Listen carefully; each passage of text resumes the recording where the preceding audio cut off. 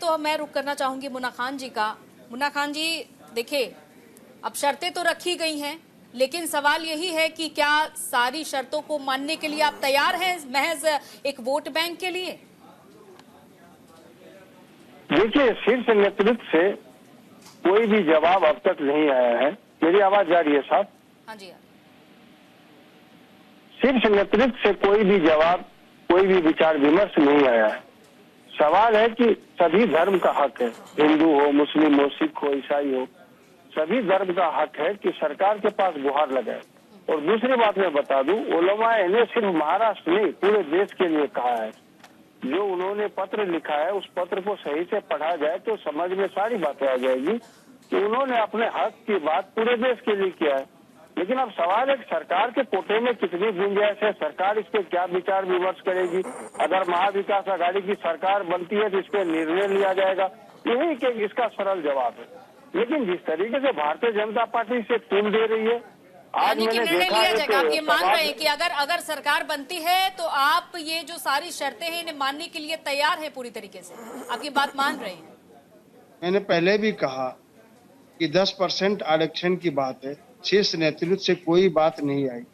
मैं हक की बात कर रहा हूँ कि हक की बात है, हिंदू हो, मुस्लिम हो, सिख हो, ईसाई हो, क्रिश्चियन हो, कोई भी है, अपने हक के लिए सरकार के पास गुहार लगा सकता है। स्वतंत्र है, सभी बिल्कुल लगा सकता है, स्वतंत्र है, सभी लोग अपनी बात रखने के लिए आवाज रखते हैं। बिल्कुल।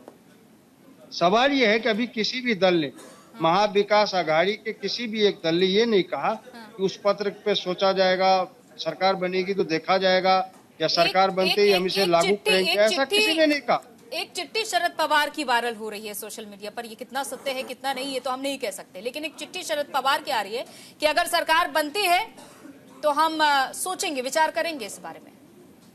देखिए, चुनाव का दौरान है, कोई भी दल, कोई भी दल ऐसा जोखिम नहीं उठा सकता किसी भी एक समुदाय के लिए गलत टिप्पणी किया जाए। आश्वासन दिया जा सकता है, सोचेंगे। सवाल ये है कि सरकार में अगर कोटा है, अगर सरकार रिजर्वेशन दे सकती है, इसके लिए कोई भी एक आश्वासन दे सकता है, चाहे दलित हो, हिंदू हो, मुस्लिम हो, सिख हो, ईसाई हो, कोई भी।